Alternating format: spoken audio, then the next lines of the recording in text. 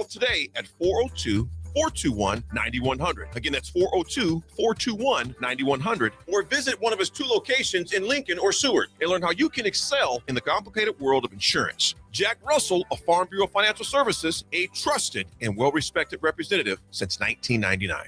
Select Plumbing and Utility has been serving Lincoln and the surrounding area for 14 years, and they're not slowing down. Select Plumbing and Utility handles all your plumbing needs, from faucets and water heaters to full renovations, and they can even help with your heating and cooling needs. They're also Lincoln's underground experts, repairing and replacing broken underground water and sewer lines since day one. Contact Select Plumbing and Utility today at 402-560-6197, assuring excellence in every situation, opportunity, and challenge. That's 402-560-6197.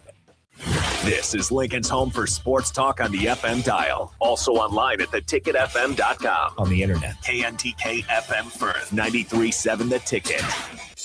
Are you looking for an exciting new way to put your skills to work?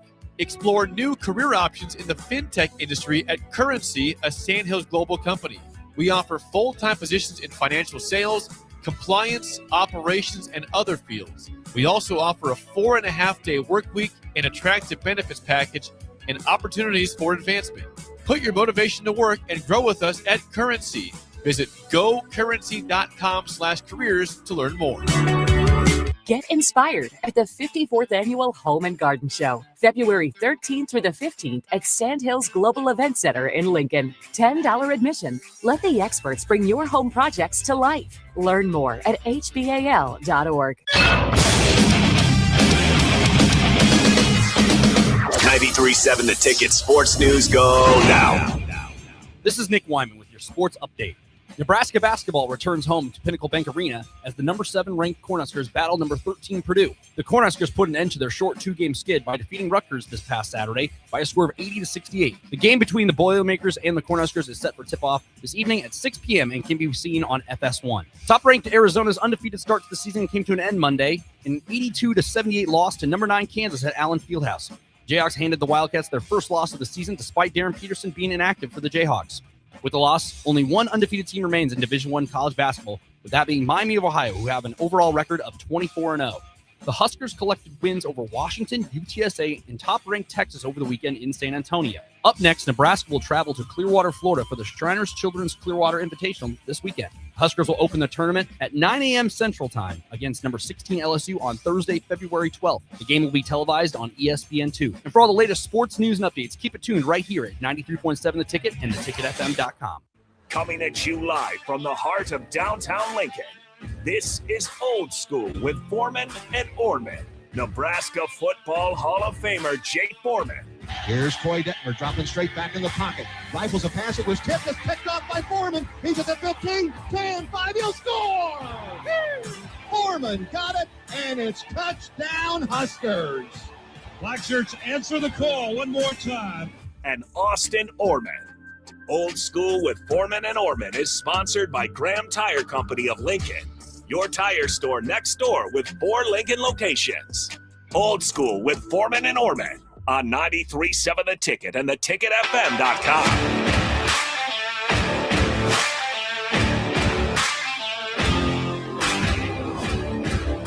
All right, welcome in to Old School. Harrison Arns on the 1s and 2s. We got Tristan Gomez to my side. No Austin Orman or Jay Foreman, at least just for today. But appreciate you guys listening. You can join in 402-464-5685. We want to quickly shout out our sponsor, Graham Tire Company, is celebrating 75 years of serving the Midwest. They're more than just tires. They do all kinds of car and light truck repairs, too, from brake to oil changes. Trust Graham Tire for service. You can count on Graham Tire getting you to places that matter most. And do it now while it's nice out, because it'll be cold again, and no one wants their car running rough when it's freezing temperatures outside. So shout out to Graham Tire Company. Tristan, we had the Super Bowl. I haven't spoke about it all yet, but I just want to get your initial thoughts. Obviously, Seahawks dominated more so than I thought. What were your initial thoughts? It's honestly what it made this easy to say, but kind of what I expected. You know, the whole time I thought this Seahawks defense is unreal, and the Patriots kind of were carried by their defense in previous games, and you just knew this offense was going to find a way to just go off. And I kind of was a firm believer that whoever won that NFC championship game was going to be the Super Bowl champion. Yeah, I was thinking the same way. I did think it was going to be a little bit closer, though. I'll tell you what, the Drake May MVP votes looked rough after that one, though. I was going back and watching the game, and yeah, the offensive line wasn't protecting great, but it was kind of on both sides. Sam Darnold had to get rid of the ball quick. Drake May, same thing. But he just had a lot of open throws where they weren't deep shots. I mean, we're talking just check downs, but they were blitzing and sending a lot of pressure. And even times when they were just rushing 4, you saw the one where Will Campbell kind of got run over on a bull rush. Drake May just looked uncomfortable.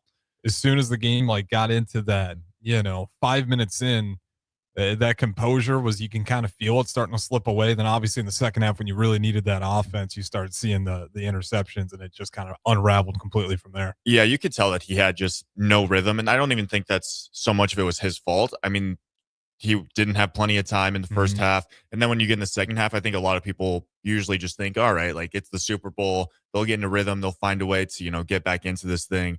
And you could just tell, every drive, besides the one where Mac Hollins has 2 deep catches, other than that, it seemed like they really had nothing go for him. And then, for the MVP talk, I think after what we saw Stafford do against the Seahawks defense all season long and the 3 times that they played, and especially in the NFC Championship, to how Drake May played in the Super Bowl, I think we got the MVP right. Yeah, it was only 1 vote difference as well, right? Which is just kind of crazy. I thought it was going to be a landslide runaway. I thought it was a Stafford all day, yeah. And I couldn't believe it. But, at the same time, for Drake May, second year in the league, I know Will Campbell's just getting raked through social media right now. Dude's a rookie. Yeah. And that defense for Seattle was legit. They were giving people fits all year long. So it was not good tape. He certainly would have wanted to play better, but my stock on Will Campbell, it's taken a slight hit, but I'm still not just completely panicking on a lot of their draft picks. I will say, though, Sam Darnold getting that Super Bowl, that's a big deal. His journey was crazy. That was probably one of my favorite things about the Super Bowl was they at least kind of told the story of Sam Darnold, because other than that, a lot of field goals. The offense wasn't there. Where does that kind of rank on, let's say, the last 5 Super Bowls? Is that the bottom? I can't remember what year it was exactly. I guess it was longer than 5 years ago. I think it was Rams Patriots. That was 10-3 or something. Yeah, that one. That's of recent memory. That's my least favorite Super Bowl. That one was brutal to watch.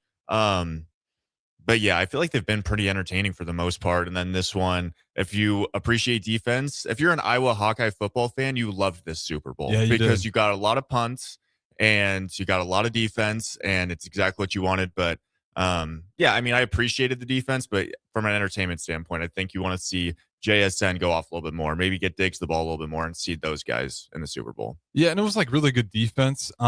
But it was a lot of just 3 and outs, and we Drake May, again, kind of going to him where he just started getting uncomfortable, and where he just should hit those check downs to make it 3rd and 4. He would hold on, he'd take a sack, and they looked at 3rd and 17, 3rd and 15, and you're just kind of watching those over and over again, and it just felt like there was no momentum whatsoever. But shout out to the Seattle Seahawks.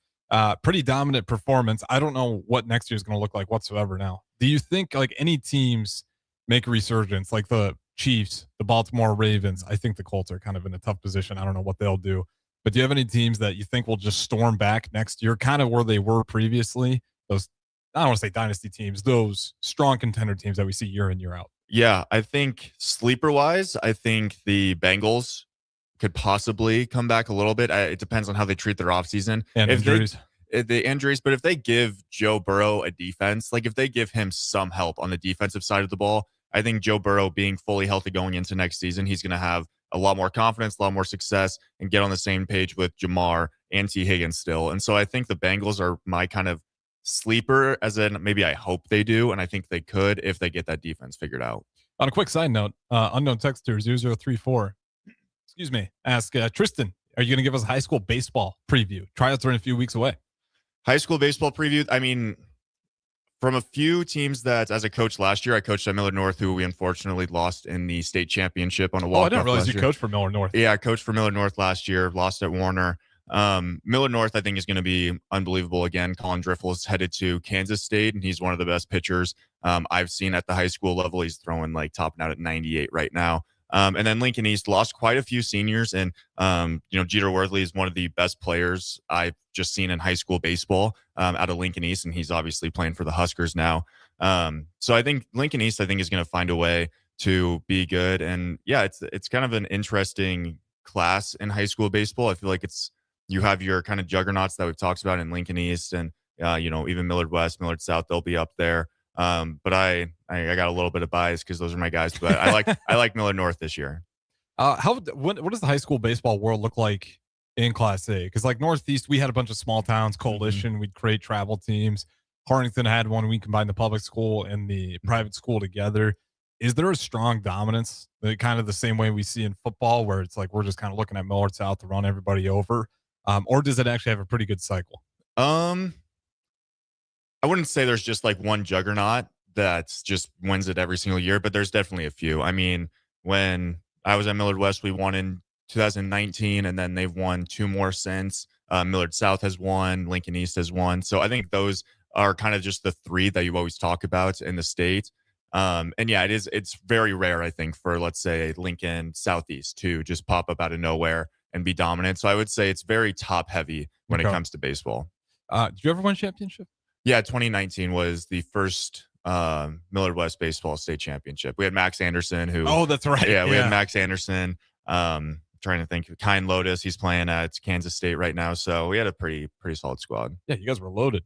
Well, that being said, we will talk more baseball later, not high school baseball, but we'll talk high school baseball certainly as the year goes along here. But I do want to talk Husker baseball, and if we got time, we'll get in some Husker softball as well. They already started off their play, and they took down the defending champions. They also lost to them once, but they split the series, which is really impressive. And we'll get into some of the other games as well. But what I want to do is I don't want to talk about Bad Bunny. Everyone has their opinions on it. I'll just say this. There's been a lot of bad Super Bowls before, like atrocious. Some, worse than, I know Bad Bunny, a lot of people didn't like it. I kind of got to the point where every Super Bowl, you're going to have a large group of people that don't like it. For me, it wasn't for me. It was fine. I just had it on as background noise. Did you like it?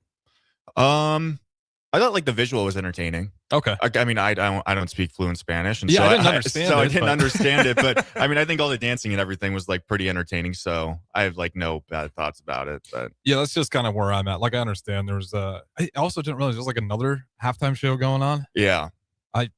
But unbeknown to me. But for everyone out there that didn't like it, I want to talk about some of the really, really bad ones.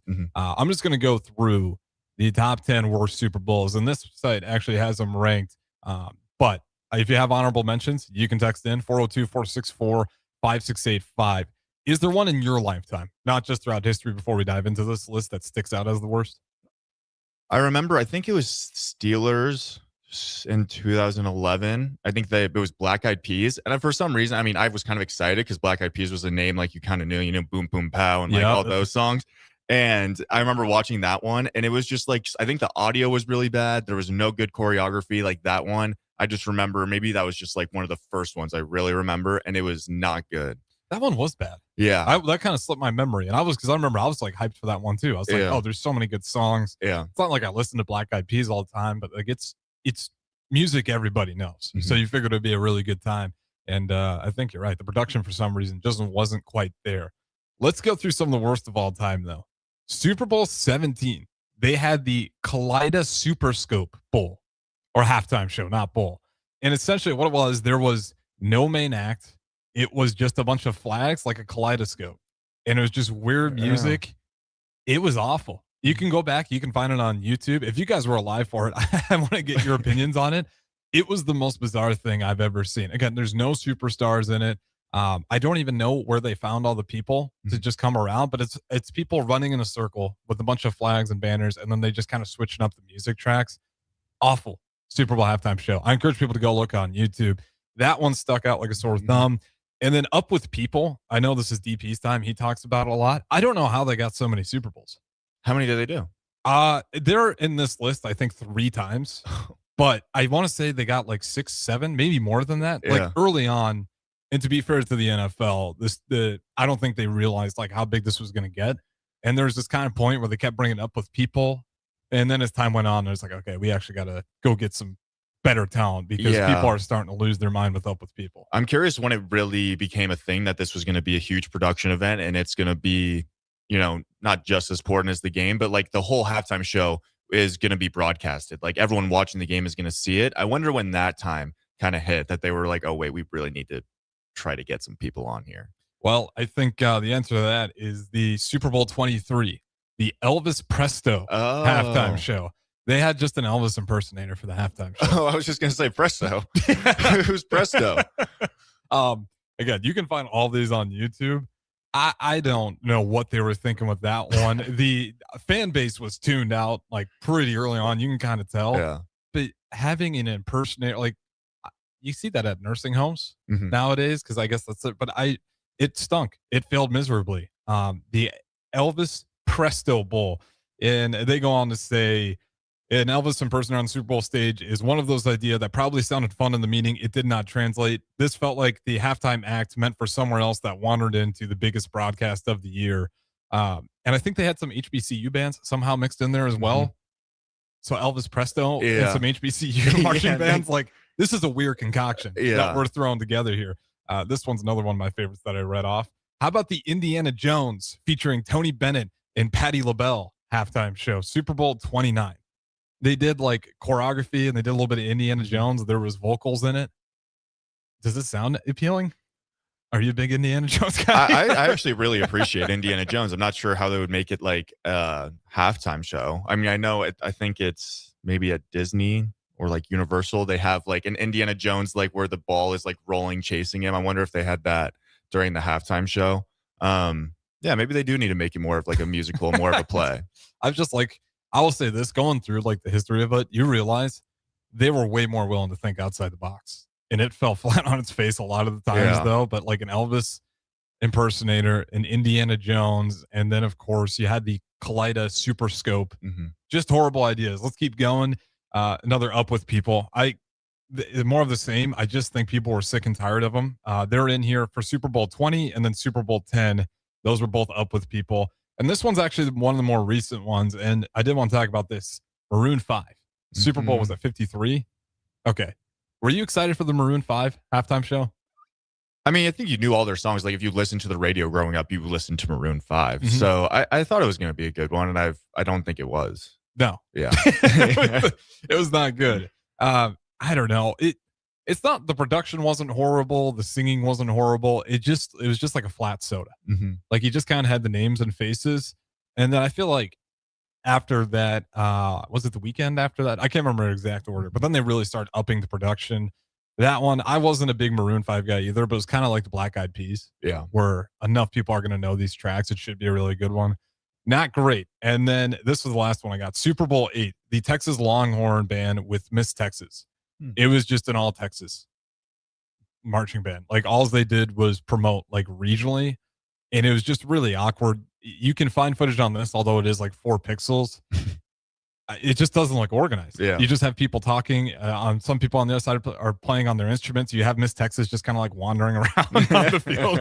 There's not a lot going on with that one. And those are at least the ones that are in this list. If you guys got others, 402-464-5685.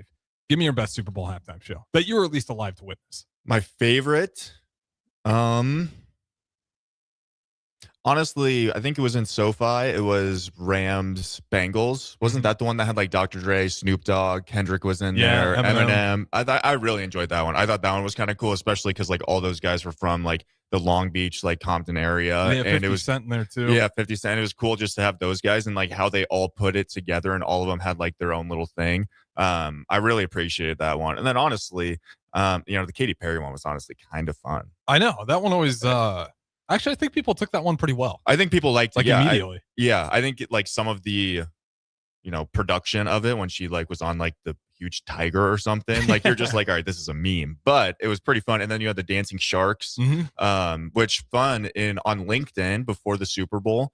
Did you see the grass? Like how the grass was people and Bad Bunnies? Yeah. You could apply for that on LinkedIn. What? To just be one of the grass things that just stands there. Yeah. I wonder how much those guys got paid. Yeah, I'm curious. I don't know. Would you do it? So my girlfriend lives in San Francisco, and I told her, I was like, I mean, you might as well. And she was like, well, I don't get to actually go to the Super Bowl. Like, she's like, if I get to just sit in the Super Bowl, but they were out in the parking lot before and then had to come in. Like, it's not like you got to experience the game. I guess I would still do it. It'd be incredible though. Yeah, you could say I was at the Super Bowl. Like I was there. I was on the field at the Super Bowl. Can you imagine showing it to your kids? It's like, I'm that blade of grass right there. That's me right there. Yeah, because at first the only reason I actually saw that like the blades of grass were real people is because you saw them running in during the broadcast, and you're like, oh, I wonder how much those people are getting paid. And then I saw a post. It was like, yeah, you could have applied on LinkedIn. Man, okay, that was pretty cool. We do got Gus Mohawk saying, I think Bad Bunny knocked it out of the park.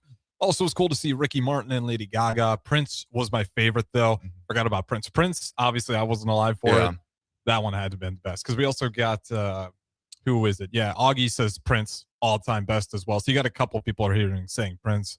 And, yeah, with the Bad Bunny, I will say, like, the music, I couldn't understand it. So maybe it was good. But I will say the production, to your point. I thought the production was really good in it, which I think that's kind of where the Maroon 5 fell short. Where the production around it was not nearly as good. So it just kind of fell flat. Let's get to a few more text in here, though. We got Phil. I always thought the halftime show and Prince halftime. Oh, the U2 halftime show and Prince halftime show were the best I've ever seen. I haven't talked about the U2 halftime show yet. And then we got Big Bird. Grass people got like $18.70 an hour and worked like 60, 70 hours during the week. Hey, I mean, that's depending on what you're making. Although out there in California, that's a tough one. No, you're probably not going to make a living off being the grass at the Super Bowl. Oh, that's incredible. But at least you made it to the Super Bowl. Yeah, at least, yeah, absolutely. Made it to the Super Bowl. I will say, who would you like to see next? Oh, that's a good question. Are you a Swiftie? No. I will say, I thought that was the easiest home run. Like, it wasn't going to draw me in, but they already had a strong coalition. And I guess their Bad Bunny, that like did break a lot of numbers on streaming. I did see, but I thought Taylor Swift would have been like a huge layup. I wouldn't have been like in love with it. Still would have watched it. But I was surprised they passed on that. I wouldn't be surprised if she's there next year, but personally for you, who would you want? Personally for me, I'm just trying to think of people that like are just extremely well known. And like, do you think we could ever get a Drake halftime show? Do you think that would ever happen? Lil Wayne's like my favorite artist, so I'd probably go. Yeah, I love Lil Wayne. Oh, okay. And also Prince was 07. Jeez, yeah, I was alive. Yeah, no, someone texted in. I was like, how old am I? Here. I think Lil Wayne, or if you got like a really good one of the predominant country artists like Chris Stapleton or Luke Combs, I think you could find a way to have those ones be really good, and then bring in like some other well-known artists with them as well. Yeah, that I'd be okay with that. I'm not like a super big Drake guy, but if you want to bring Drake in there and bring I know enough of his music. I think it'd be pretty solid. I will say I love the Green Day opening. Yeah. Like I grew up in the early 2000s where it was a bunch of 13-year-olds being overly dramatic, listening to like hard emo rock music. I don't know if I'd want Green Day. Do you ever listen to Weezer? I don't know if it'd be great for a halftime show, but Weezer I think would be awesome. I just want to see some like rock.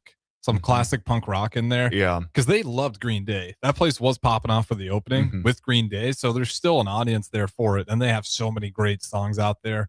Other than that, there isn't a Kid Cudi would be fun. Yeah. And you could bring a lot of people. You could bring in plenty of artists with him. Because they got a big circle up there. But as far as that, when's the last time we've had like a country halftime show?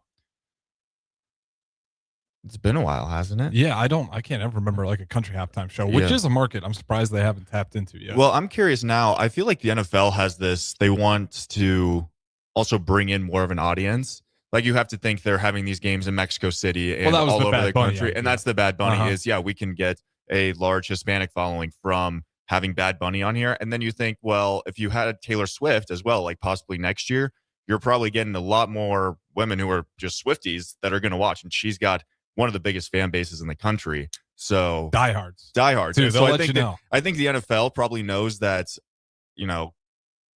country music artist fans are probably watching the Super Bowl anyway. They don't need to draw them in. I think they're trying to find more ways to draw more people because the NFL is greedy. Let's see. Let's get to a few more here before we go to break. This one from Henry Big Bank Hank says Taylor won't do it till Travis is retired. And we got another one about Taylor. They were trying to get Taylor, but she wouldn't give up the rights to her music to allow him. Oh, okay. Interesting. I know she is stingy about the rights on that stuff. And they missed a big opportunity not having Metallica in their hometown. Like, that's what I'm talking about. Yeah, that would have been fun. Also, another fun side note, Bon Jovi announces the team's coming out of the locker room and then they play AC/DC. Yeah. That cracked me up for whatever reason. I'll get a quick side note since we got a minute left here. We do know that there's going to be a opening game in Australia next year.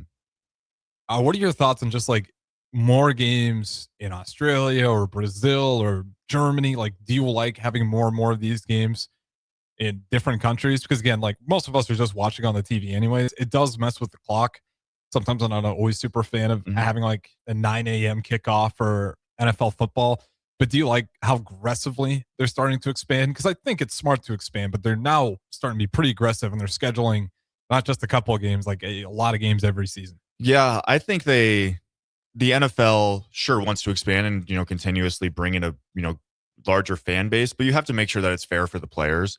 Like, they're in the middle of the season, the most grueling physical sports we have, and they're having to fly, you know, 14 hours here, 14 hours here, and then they have to get back. Sure, they get a few bye weeks, but that's still a lot. Like, that's still tough.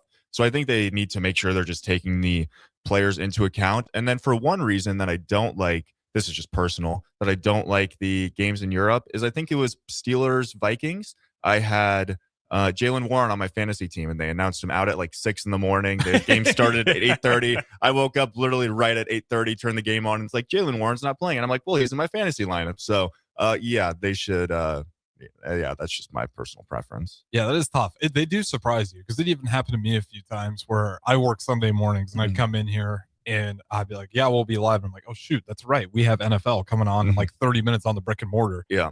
Which, you know, it's fine. We have streaming too for a reason that we can broadcast when we have NFL on the brick and mortar as well. But, you know, the one thing I will give it credit for, it does space it out. So you don't have to have like the multi-broadcast going on. Like, you can really lock in on one game. Unfortunately, a lot of times it's the Jacksonville Jaguars, though. Yeah. I can't say that. They had a great year. I can't remember who the Colts played this year, but Jonathan Taylor it was one of those morning games super early. Yeah. I can't remember where it was, maybe London. It was somewhere over in Europe. And he had like 3 touchdowns, 200 yards. Like, that was pretty fun that like everyone was just watching that game. And so, yeah, you didn't have to switch back and forth. But I remember he gave me 42 points that morning. Same with me. I won fantasy football before the day even started. Yeah. It was fantastic. With that being said, though, we'll throw it to break here. I do want to talk some Husker baseball, though. It's going to be here before we know it. We'll talk a little bit about their opening schedule, and also we kind of know what that pitching rotation is going to look like. So don't go anywhere. It is Ticket Weeknights. Actually, it's not. It's Old School with Harrison Arndt and Tristan Gomez. Don't go anywhere. We'll be back in just a little bit. You're listening to Old School with Jay Foreman and Austin Orman. Download the mobile app and listen wherever you are on 93.7 The Ticket and theticketfm.com. Are you looking for something different for lunch or dinner in Lincoln? Big 8 is now open at 1226 P Street, serving seafood boils and Asian cuisine. Get your hands messy with fresh, flavorful seafood boils, hot, cold, and made to share. Or enjoy classic Chinese and Asian dishes, perfect for lunch, dinner, or a night out with friends and family. Big flavors, generous portions, and a brand new dining experience. Big 8, now open in Lincoln. Tired of your furnace running overtime this winter? Let Heartland of Nebraska Windows save the day. Upgrade to stunning, energy-saving triple-pane vinyl windows installed by their team of experts. Every window comes with a lifetime warranty on everything, all for a price you can actually afford. Free estimates, flawless replacements, and peace of mind from a family-owned business you can trust. Don't wait. Call Heartland of Nebraska Windows at 402-430-3852 or visit heartlandofnebraskawindows.com today. Get inspired at the 54th Annual Home and Garden Show, February 13th through the 15th at Sandhills Global Event Center in Lincoln. $10 admission. Let the experts bring your home projects to life. Learn more at hbal.org. Hey Husker Nation, this is Todd Euler, 2-time national champion, here to talk to you about Window World Lincoln. At Window World, we specialize in replacement windows, doors, siding, and roofing. Whether you're looking to enhance the beauty of your home or increase its energy efficiency, we've got you covered. And here's the best part. We offer the best for less. Our team is dedicated to providing top quality products and exceptional service at affordable prices. We want to earn your business and make your home improvement dreams a reality. So why wait? Contact Window World Lincoln today at 464-7313 or visit our website at windowworldlincoln.com. Window World Lincoln, where quality meets affordability. Are you looking for an exciting new way to put your skills to work? Explore new career options in the fintech industry at Currency, a Sandhills global company. We offer full-time positions in financial sales, compliance, operations, and other fields. We also offer a 4.5-day work week, an attractive benefits package, and opportunities for advancement. Put your motivation to work and grow with us at Currency. Visit gocurrency.com/careers to learn more. If you're a farmer, you need to hear this game-changing news about crop insurance. It's now possible to protect up to 95% of your farm's revenue, not at the county level, but down to your individual fields. At Trados, we help farms design protection that works with their marketing. Key isn't buying another product. It's understanding how coverage, grain marketing, and your operation work together. As hail and wind rates continue to increase, now's the time to ask better questions. Call us today or visit gotrados.com to start protecting 95%. That's GOTREDAS.com. Trados, ingrained in your success. Looking to get a room downtown or near South Lincoln? Abe Lincoln would tell you no to the Ford Theater and yes to Lincoln Hotel. Save up to 40% off downtown Lincoln prices with a nice clean room and comfortable stay. Lincoln Hotel is locally owned and offers a day pass to the city's largest locally owned gym, Good Life Fitness. Long-term stays are available. You can learn more about pricing and book your Lincoln Hotel stay today at staylnk.com or call 402-600-0565. That's staylnk.com or call 402-600-0565. MHC isn't a new company, just a new name. Mo's Moving is now Mo's Home and Commercial. Whether moving across town or across the state, MHC Moving has you covered, specializing in home, apartment, assisted, and independent living moves. MHC can handle your commercial moves as well. MHC Moving has zero hidden fees. You'll never pay for same-day booking or be charged for stairs, heavy items, or elevator fees. Rates are the same Monday through Saturday, and you will never pay a truck or fuel surcharge. And they offer payment plans through PayPal. Call MHC Moving today at 402-853-7167 or go to mhcmoving.com. Hi, Sean Callahan here for Koppel Chevrolet GMC, and on behalf of the entire Koppel team, we would like to say thank you to all of our loyal customers and employees that have allowed us to become one of the most successful GM dealerships in the country for the past 50 years. So we are celebrating that with some huge discounts. Right now, we have up to $13,500 off MSRP or 0% APR on select new models, and new Blazer EVs are leasing for $279 a month with zero down. So check us out online at koppelcars.com. All deals with approved credit. See dealer for details. Select Plumbing and Utility has been serving Lincoln and the surrounding area for 14 years, and they're not slowing down. Select Plumbing and Utility handles all your plumbing needs from faucets and water heaters to full renovations, and they can even help with your heating and cooling needs. They're also Lincoln's underground experts, repairing and replacing broken underground water and sewer lines since day one. Contact Select Plumbing and Utility today at 402-560-6197, assuring excellence in every situation, opportunity, and challenge. That's 402-560-6197. Tune in to 93.7 The Ticket immediately after every Nebraska men's basketball game for 1 hour of post-game recap. The Nebraska Basketball Postgame Show is sponsored by Union Bank and Trust, John Henry's Plumbing, Heating, Air, and Electrical, Jack Russell of Farm Bureau Financial Services, and the Lincoln Airport on 93.7 The Ticket and theticketfm.com. Back to old school with Foreman and Orman on 93.7 The Ticket and theticketfm.com.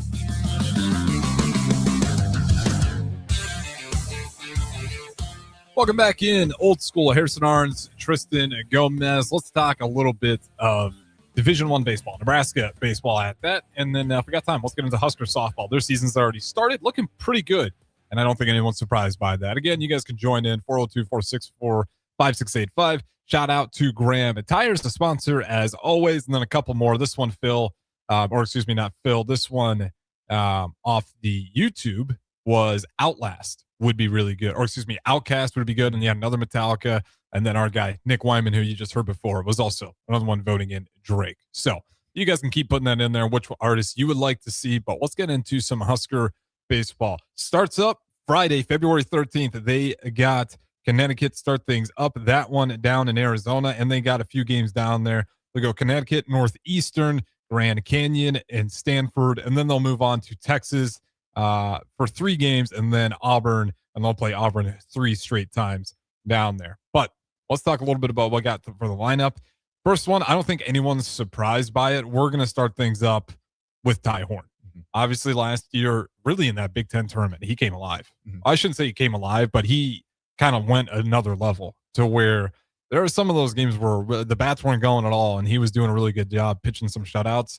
What are you seeing out of Ty Horn's game? Like, are you expecting another big leap? I was listening to Bolt. He made some comments that he's added quite a bit more stuff to his game, whatever that means. Yeah. But, you can call it coach speak, but he was very complimentary about how he's progressed during the offseason. Yeah, Ty Horn was one of the most consistent guys for Nebraska baseball last year. It was a staff that changed quite a bit throughout the year, and they also dealt with a few injuries. But I was at the Big Ten championship game when they played UCLA, and Ty threw in that one and was just unreal. And that's one of the top lineups in the country. UCLA is arguably the number 1 team in the country right now, and he took care of business against them last year in the Big Ten championship. And it's just because, Bolt said that he's, improved his stuff, but he had stuff last year. I mean, he's one of the most, put together pitchers when it comes to throwing a fastball, changeup, and then being able to throw a breaking ball. And so that was pretty impressive to watch him do that last year. And I think it's only going to get better going into this season. Yeah. And I shouldn't say, I think paraphrasing there wasn't verbatim. So I want to say, I don't think add stuff was the right terminology there, but he's really worked on his accuracy with all those different pitches he has. I know you played pitcher. What makes a guy like Ty Horn so tough to bat against? I think it is just that he can mix it up. I hit left-handed and, pitched a little bit, in high school, and then got to college and just faced a plethora of different kinds of pitchers. And just watching Ty Horn throw last year, he just makes you uncomfortable. You can't just sit on a fastball because he can strike you out with just his off-speed pitches. And then he'll go to any part of the plate. He can, be a little bit more consistent when it comes to just spotting up and hitting spots. But yeah, he throws strikes, and he's a strike thrower, and you have to hit off him. You're not going to draw a walk. It's going to be a tough at bat every time. Yeah. And last year, let's see, he did have 17 starts, actually tying for the 3rd most starts in a season for a pitcher in Husker history. And he'd also lead the team with strikeouts, 76 strikeouts in 85 innings, and limited batters to a .262 hitting percentage. So again, I think that one was kind of a no-brainer. And to Bolt's point, I think he's just really pleased with his accuracy and how he's continuing to dial that in.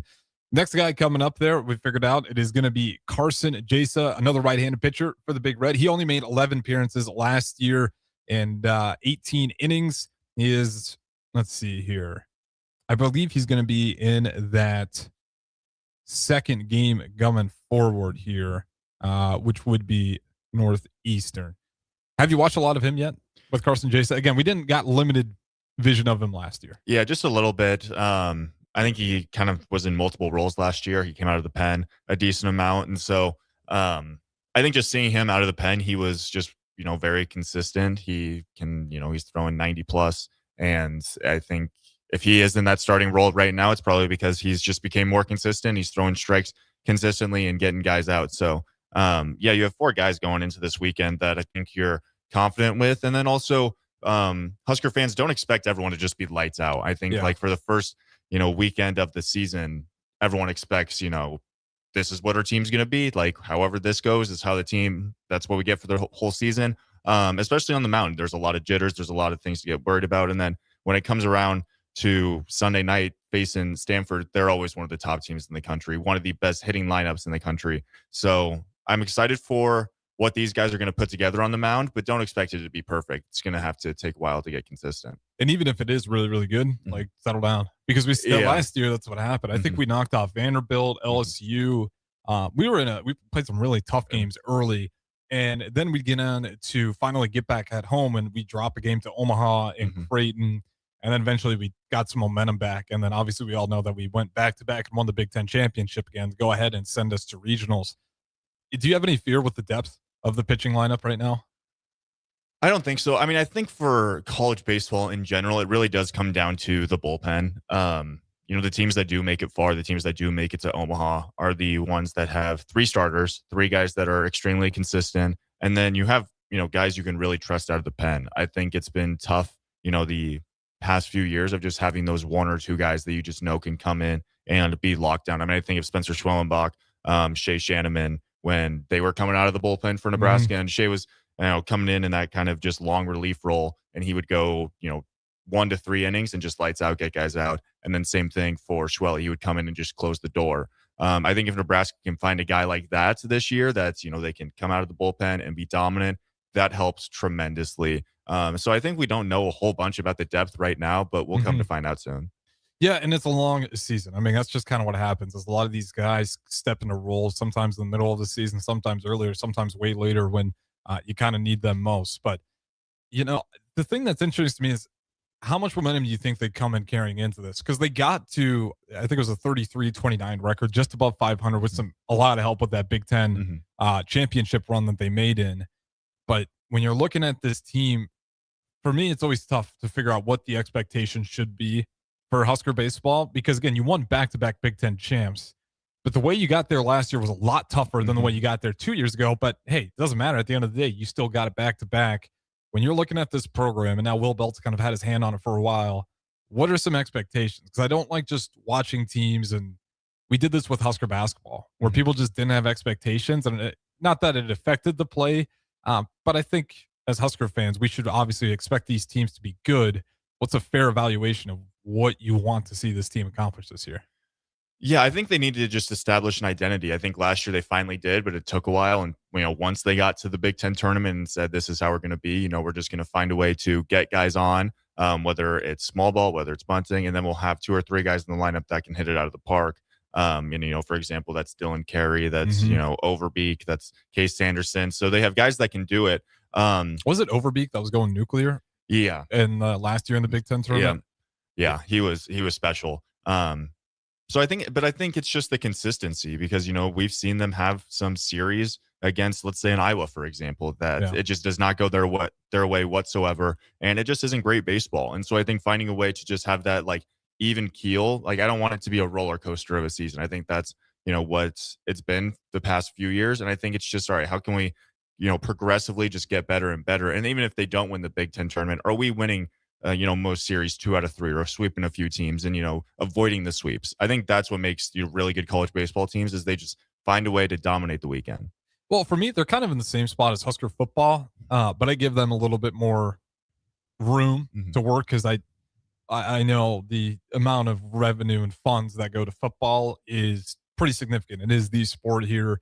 And our baseball program, we just know when you go look at SEC ball, it's a different world out there. It's much bigger deal. They're getting a lot of the better players. They clearly, especially in the era of NIL, put a lot more on the table for those programs. I don't know what it looks like at Nebraska, other than it's probably less. And that's no disrespect. I get it. You got to figure out where your strengths are. But I do kind of fall into that where you just got to take care of the teams that you're supposed to beat, similar to Husker football, where I think that part stays the same. Because again, they started off last year incredible, where again they weren't perfect, they didn't go undefeated to start, but they knocked off some really good teams and they had a winning record. And then they get back home and it's well, you can't lose to Omaha and you can't lose to Creighton.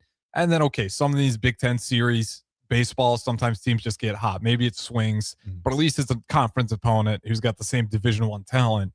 It's Creighton, Omaha, some of those smaller schools that maybe they have some really good players, but at the end of the day, you should have the better development. You should have the more funds. Again, you never know. Some of these teams could cause some chaos, which we'll see. But to me, that's all that matters is I'm okay with this program, and I don't expect them to just dominate some of these ball games, and occasionally have some upsets. But the Omaha and Creighton losses, and I say those two because I want to say it's 3 years in a row. Somehow they keep getting the better of Nebraska. That's kind of the expectations. We got to stop losing to teams like that, or at the very least, split the series. You can't let them outright win it. Yeah, I mean, the Big Ten is way tougher now when you bring in schools like the West Coast. You bring in the West Coast. You bring in UW. You bring in Oregon, Oregon is just continuously trending up and up and up. And then you have USC and UCLA. UCLA, I think, is going to be the preseason number 1 and have arguably the best player in the country in Rock Chalowski. So you understand these are teams that you're going to be playing this season.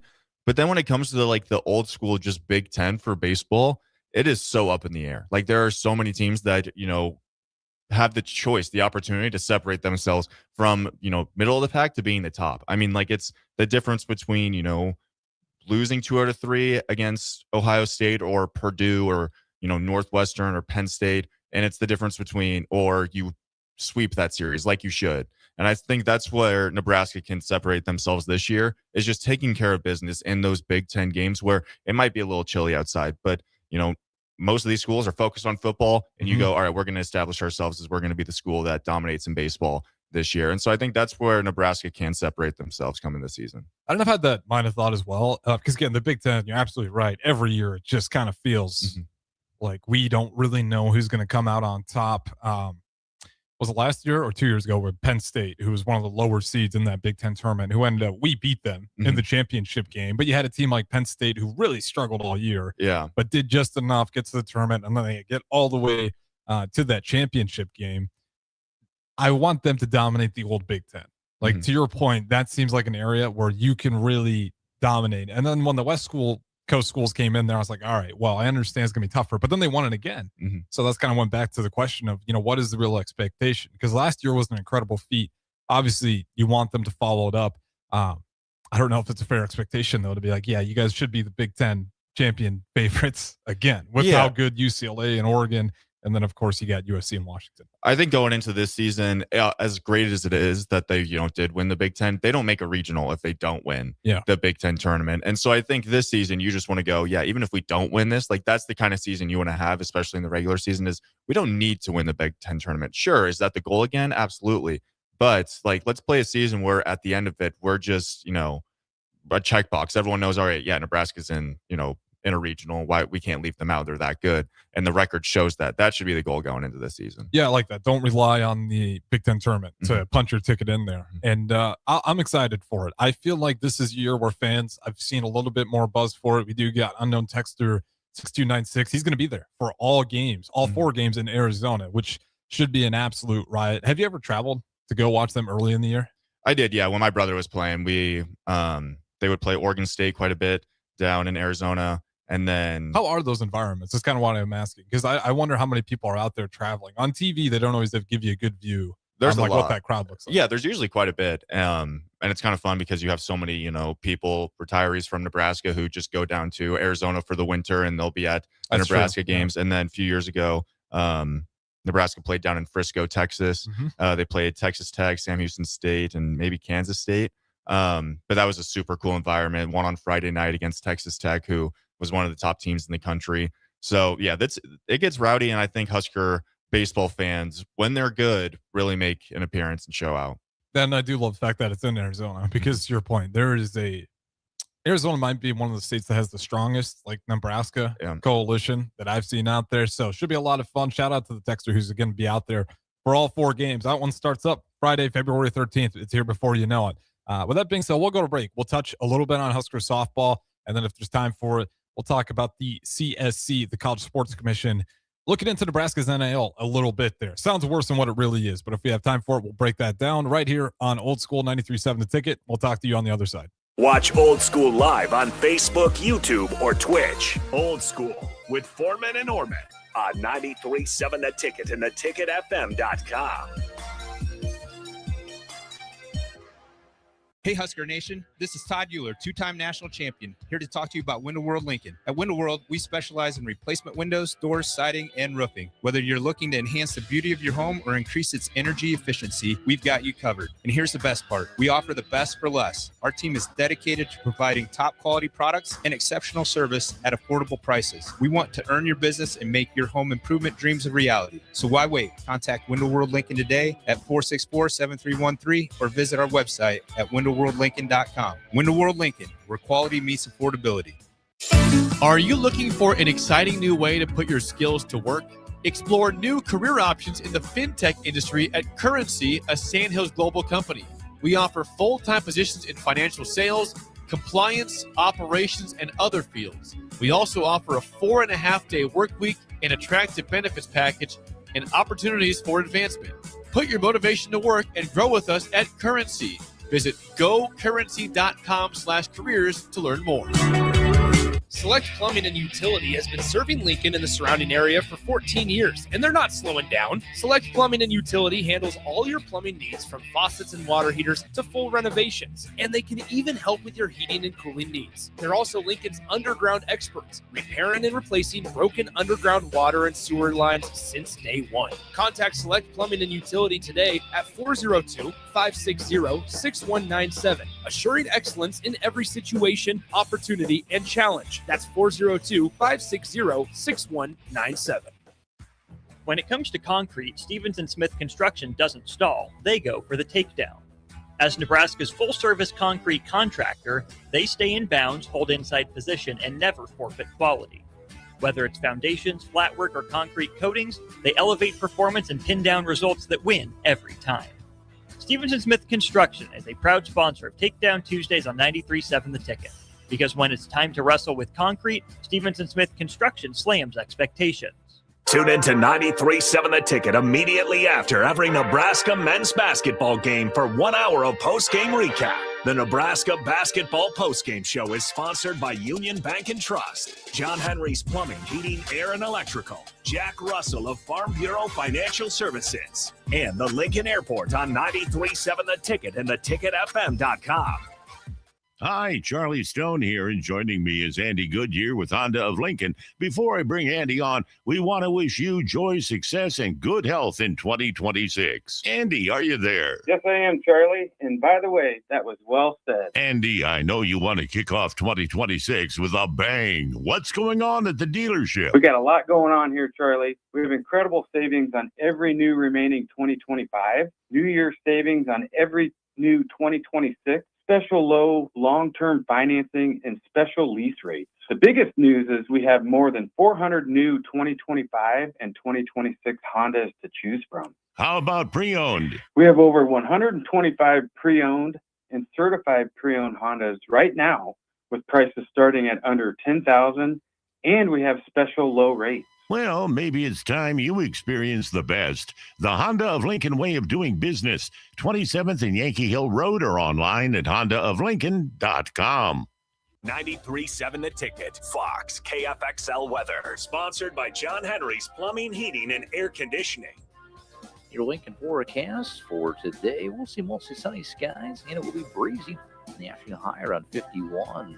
Tonight, mainly clear skies and calm winds, below around 27. And tomorrow, we'll see mostly sunny skies return with light winds, and an afternoon high near 52.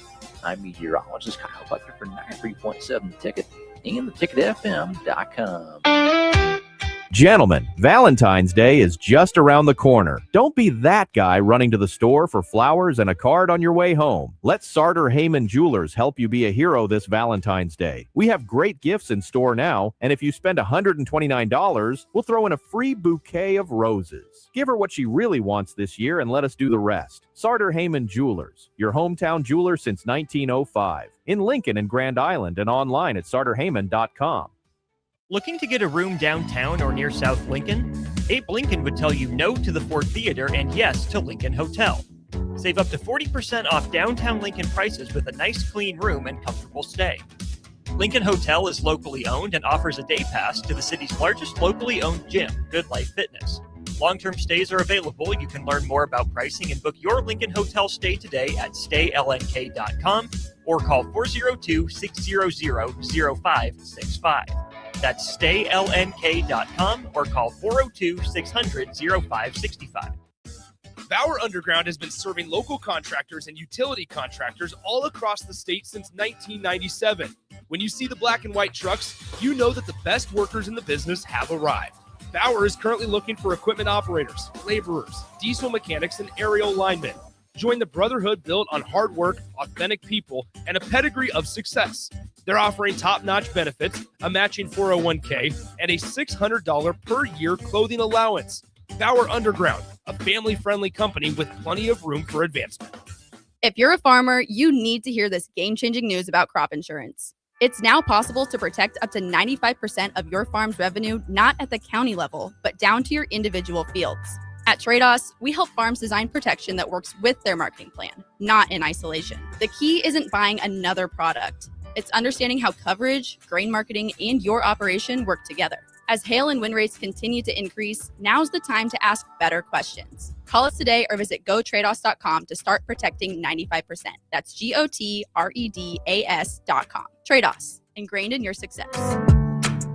Back to old school with Foreman and Orman on 93.7 The Ticket and theticketfm.com.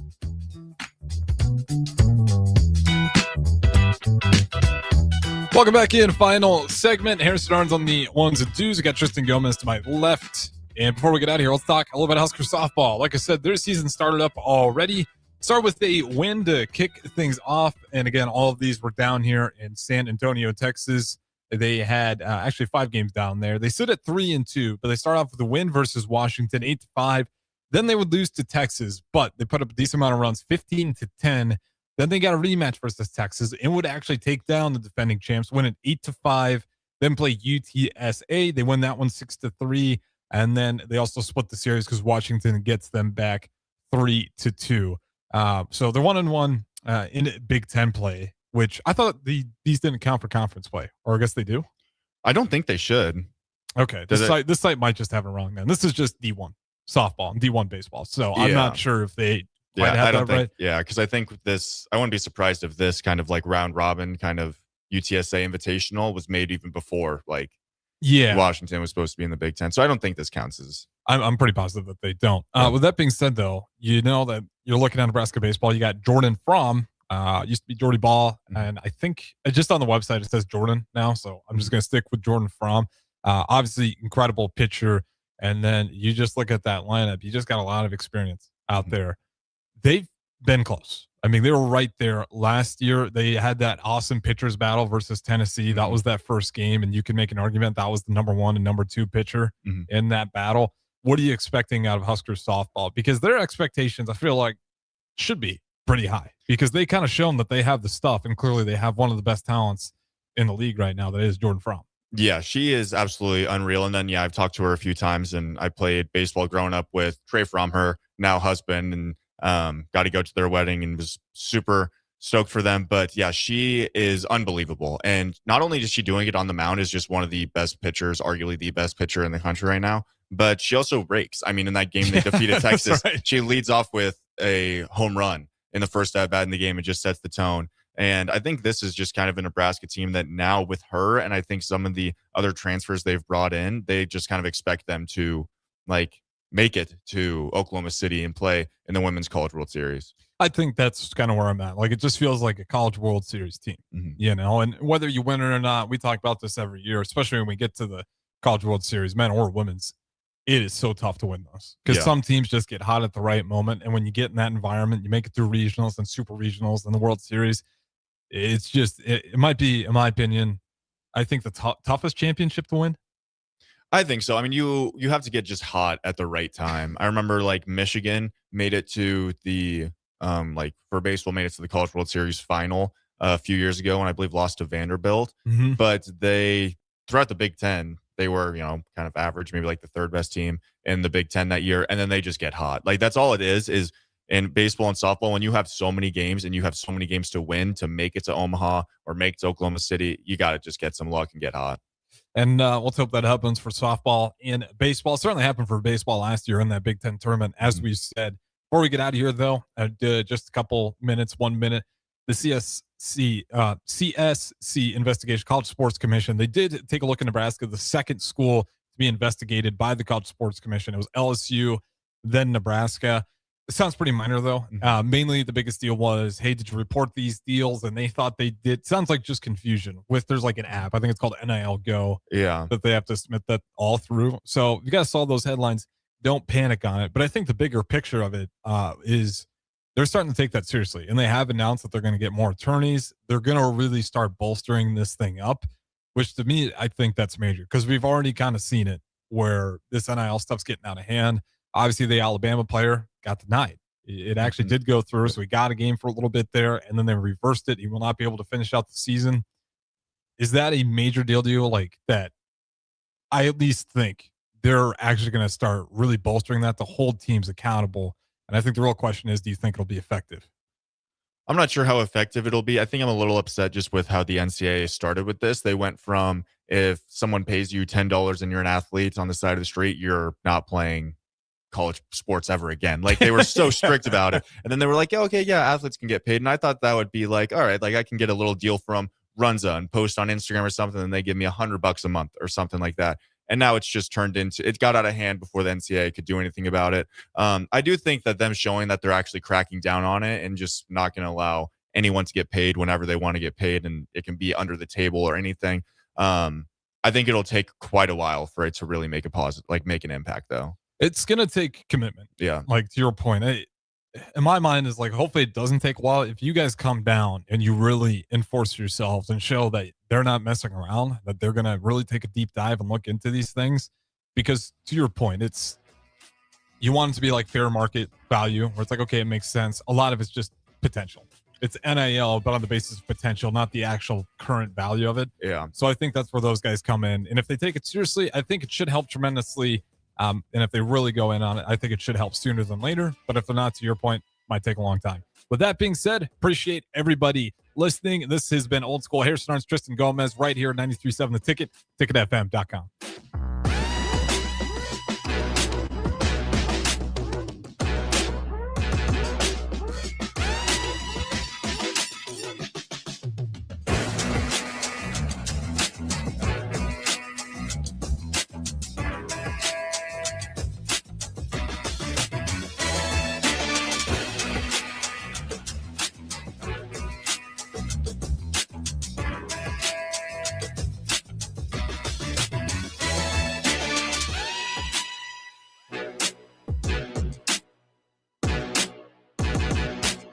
Looking to get a room downtown or